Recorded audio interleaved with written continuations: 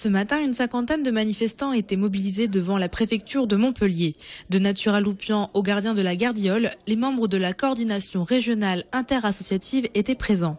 On est là aujourd'hui pour défendre un retour au deuxième tracé de la ligne LGV. Sachant que le troisième tracé qui est apparu en cours d'année 2012 et qui a été confirmé dans les projets en juin ne correspond pas du tout à un cadre de vie agréable pour les villages que nous représentons, en particulier Loupian, puisque ça passe à moins de 200 mètres des premières habitations. Pendant la manifestation, les élus et responsables des associations ont été reçus à la préfecture. À la sortie, ils sont plutôt confiants. C'est une réunion très encourageante avec beaucoup de dialogue qui a montré des points de convergence quasiment à 99% avec les élus de la région. En parallèle, se tenait une réunion du comité de pilotage de la LGV Montpellier-Perpignan. Si la question du tracé définitif n'a pas été résolue, en revanche, le choix des gares a quant à lui été arrêté.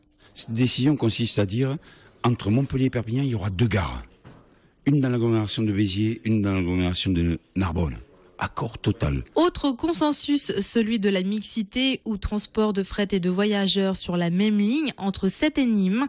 Mais pas question de mettre la charrue avant les bœufs ou plutôt les wagons avant la locomotive car la LGV est encore loin d'être construite et le financement est toujours incertain. Aujourd'hui, ayons la certitude que nous avons les financements et quand nous aurons les financements, oui, il sera question après d'affiner et de dire où on passe. Ça, c'est pour 2015. Mais avant cette date, le gouvernement devra se prononcer sur tous les grands travaux publics début 2013.